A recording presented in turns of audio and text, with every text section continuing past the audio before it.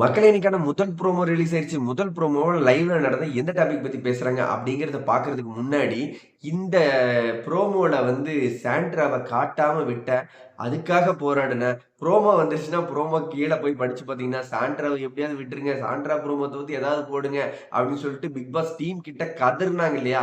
அந்த கதறி அடுத்த இன்னைக்கு முதல் ப்ரோமோ, 2வது ப்ரோமோ மாத்தி பிக் பாஸ் டீமே பதிவிடுறதுக்காக போராடுன, கமெண்ட் பண்ண அனைத்து உள்ளங்களுக்கும் முதல்ல நன்றி. சரி ஓகே மக்களே. இன்னைக்கான முதல் ப்ரோமோல என்ன கன்டென்ட் அப்படின்னு பார்த்தீங்கன்னா, முடிஞ்சா மிதி.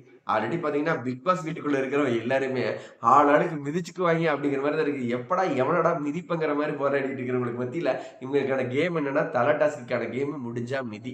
சரி ஓகே. இந்த டாஸ்க் எப்படி இருக்கு? நம்ம ஊர்ல எல்லாம் பார்த்தீங்கன்னா, 2 கால்லயும் பலூன் கட்டிக்கிட்டு, எவன்டா மிதிப்பான்? ஒரு வட்டலும் குண்டாவும் ஒண்ணு குடுத்தரலாம் அப்படிங்கிற மாரி ஒரு பிளேட்ட வச்சு பரிசா குடுத்து நம்ம பொங்கல் மாரி நிகழ்ச்சியிலலாம் வந்து ஜாலியா என்ஜாய் பண்ணி பார்ப்போம் இல்லையா?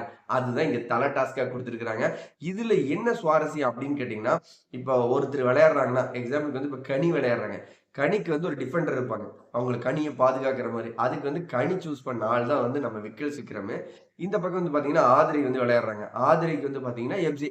எம்மா ஆதிரை நேத்து வரைக்கும் எஃப்ஜே அப்படி, எஃப்ஜே இப்படி எனக்கு ஆகவே ஆகாது. நேத்து நைட்டு தான் பேசுனீங்க. இன்னைக்கு தோள் மேல, அதாவது எஃப்ஜேவோட தோள் மேல. இந்த அம்மா சரியான கெட்டிக்காரிங்க. இந்த கால்ல பலூன் கட்டிக்கிட்டு கீழ விளையாண்டுட்டு இருந்தா எவனாவது மிதிச்சுருவான்னு சொல்லிட்டு, எஃப்ஜேவோட தல மேல ஏறி உட்காந்துக்குவாங்களாம். தல மேல உட்கார்ந்தா அப்புறம் கால்ல வச்சு மிதிக்க முடியாதுல்ல. கையில வச்சு அமுத்துனா பால் வந்து அந்த மாரி அமுத்துனது வந்து பவுல் ஆயிரும்.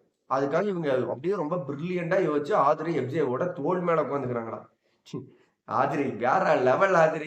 அது வரைக்கும் எஃப்ஜே ஆகாதும்பீங்க. அதுக்கப்புறம் எஃப்ஜேவோட தோள் மேல ஏறி கேம் விளையாடுறீங்க. சரி ஓகே. நீங்க எப்படியோ விளையாடுங்க. ஏன்னா பிக் பாஸ் வீட்டுக்குள்ள இங்க ஆளாளுக்கு ஒவ்வொருத்தர் பிடிச்சுக்கிட்டு ஒரு மாதிரி தான் விளையாண்டுட்டு இருக்கிறீங்க. வெளியில பார்க்குறவங்களுக்கு எல்லாத்துக்கும் தெரியும். சரி ஓகே. ஆனா இந்த டிஃபெண்டரான விக்ரம் சூப்பரான பிளே தான். அதுக்கு வந்து எஃப்ஜேக்கு அப்படியே சூடாகுது. என்ன பிளேன்னு கேட்டீங்கன்னா, ஆதிரை வந்து எஃப்ஜேவோட தோள் மேல ஏறி பால வந்து அப்படி வச்சு பாதுகாத்து பண்ணிக்குவாங்களாம். இதுல வந்து விக்ரம் என்ன பண்றாருன்னா, எஃப்ஜேவோட கால உருவி கீழ தள்ளி விட ட்ரை பண்றாரு. அது உண்மதான். ஏன்னா நீங்க கீழ வந்தா தானே பால உடைக்க முடியும். உடனே எஃப்ஜே நீங்க வந்து வீட்டுக்குள்ளார அப்படியே ஒரு பாசம், நேசம் அப்படின்னு ஒரு கேம் ஆடிட்டு இருக்கீங்க. போடா டேய் போடா அப்படின்ட்டா விக்ரம். ஆல்ரெடி வந்து விக்ரம் வந்து முழுக்க முழுக்க வீட்டுக்குள்ள ஒரு பாசமான ஒரு குட்டி பிக் பாஸ் நடத்திட்டு தான் இருக்காரு. அத மறுக்க முடியாது. ஆனா இந்த இடத்துல விக்கெட் சீக்கிரம் விளையாண்டது வந்து சூப்பரான கேம் தான். அத வந்து நீ அப்படி இப்படின்னு எஃப்ஜே 2 பேத்துக்கு கிளாஸ். இங்க பால உடைக்கிறவங்கள தாண்டி இந்த கிளாஸிங் சண்டை போட்டுக்கிறாங்க பாருங்க இந்த டிஃபெண்டர். அதுதான் பார்க்க ரொம்பவே சுவாரஸ்யமா இருந்தது.